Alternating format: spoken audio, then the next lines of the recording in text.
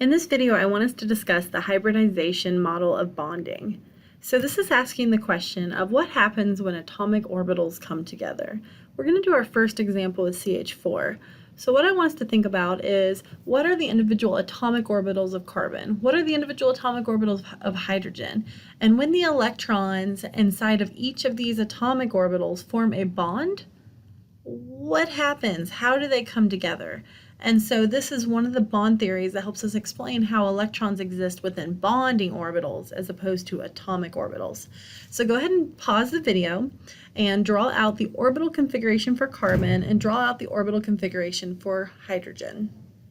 Okay, so you should have drawn orbital diagrams that look like this. You don't have to draw it out for each of the hydrogens, but I did just to kind of show you the 4 hydrogens as an example.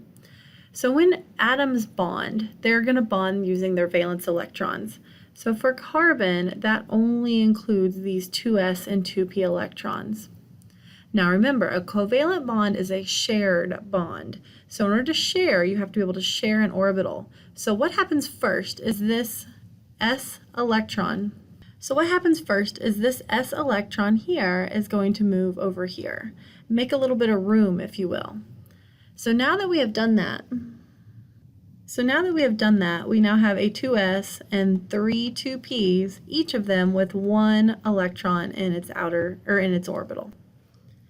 Now they have room for each one of these hydrogens now to come in and fill up one of these orbitals, so that now these orbitals are full. And so these will form your bonds. So instead of having hydrogen having 1 electron in its orbital and carbon having 4 spread across 4 orbitals, they are now happy and they all have 2 electrons in each one of these orbitals. These have now become molecular orbitals. According to the hybridization model now, what is the name of these orbitals? Well, how you figure out the name of these orbitals is dependent upon the atomic orbitals that produced it. Meaning, which orbitals of carbon, so we're going to talk about the hybridization of carbon. We're discussing the hybridization of carbon because it is the central atom here in this structure. So if we drew CH4, it would look like carbon with 4 hydrogens around it. And so when we're discussing this hybridization, what is the name of each one of these lines that I drew, each of those orbitals? It originated with an s and how many p's? 3 p's. So the molecular orbitals of carbon now are therefore considered sp3 because 1s produced those orbitals with 3 p's. And so essentially, when the s spread out into this p here to fill this last orbital, it was spreading out and making it available for both the s and the p to be involved in bonding. And when it did that, it became a hybridized orbital. What do I mean by that? I mean, it doesn't have the characteristics of an S anymore, and these P's don't have a characteristic of a P. Remember how they had different shapes? An S was spherical and the P was a dumbbell? When it becomes a hybridized orbital, it takes on a kind of funky shape somewhere between them, as you can see in this picture. So here's a picture of all of the sp3 orbitals. And so it kind of combines that dumbbell shape with the sphere to form a new hybridized orbital, that of the sp3.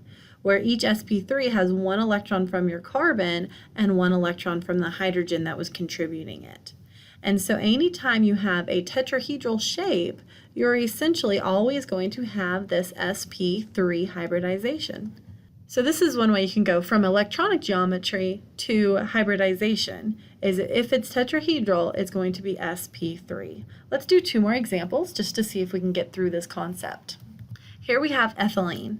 And so we have carbon attached to carbon with a double bond, and then we also have some hydrogens attached to it. Well, to begin with, let's first start out by drawing the orbital structures of just the valence electrons for carbon and for hydrogen. So I'm going to put carbon above this C, my other carbon above this C, and then I need 2 hydrogens. So stop the video and draw these orbital configurations right now. All right, I have now drawn the orbital configurations for both carbon and hydrogen. I have already spread out that 1 electron that was in the 2s to the 2p, just like we did on the last one. But now we did on the last one because we needed to make 4 bonds, and so we needed to use 4 bonds for bonding. Do we need to do that in this case? Not necessarily, because carbon here wants to be attached to 3 things. What do I mean by three things? It wants to attach to one hydrogen, another hydrogen, and a carbon. That's only three entities. So it's only going to need three of its atomic orbitals to be turned into bonding orbitals. Kind of. We'll talk about that more in a second. So meaning, maybe this 1s here interacts with this 2s here, and maybe this 2p interacts with this one, and maybe similarly here we've got this 1s, and maybe this one, and maybe my p's both interact together. Doesn't really matter which one, I'm just kind of connecting them.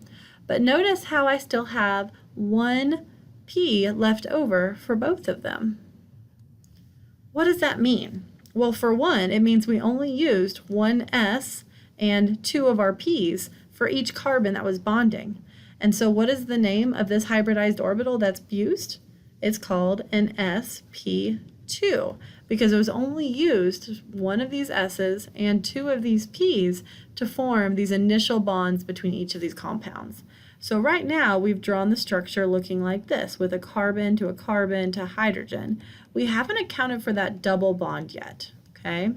Where does this double bond originate from? What's left over? We have a P left over from both of them. And so that P there is going to form a different type of bond, which we'll look at in the next slide. All right, so here is the sp2 bonding orbitals that you see right here. So we have 1, 2, and 3 of them. These are those bonding orbitals coming off of the carbon. Okay, then what happens? So each one is making a connection to a hydrogen, and that's that single bond of the carbon I was telling you about. We're coming to each of the hydrogens and the carbon. But remember, each carbon had one leftover P because our structures looked like this, 2s, 2p, and we each had one of these. But then only these were used to bond for single bonds for the first bond. So what's left over is a P, and that's going to be used to create our double bond.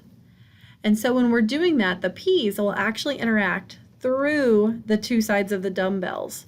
And so whereas this sp2 hybridization gets to be kind of in the middle between the carbons, the P bond goes higher and lower.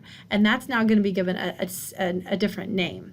Anytime you have a first bond, so the first bond between entities is going to be called a sigma bond, or your first, or you can also think of it as your single bonds.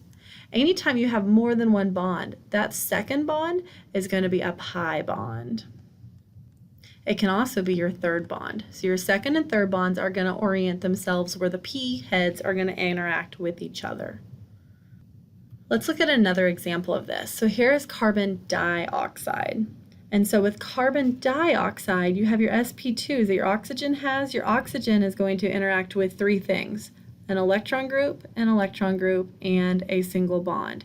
And so it is sp2 because it's going to orient itself just like we did in this last one where oxygen wants to be connected to two things. So it's sp2. But what about carbon? Here, it only has sp1. Why? It only needs to connect to two things. So carbon has that same atomic configuration as before, 2s and 2p. It's got all of its electrons nicely spread out, but it only needs to connect to two things. So he's got one electron used from the 2s and one electron used from the 2p. So it's an sp hybridized because it only needs to connect to two things.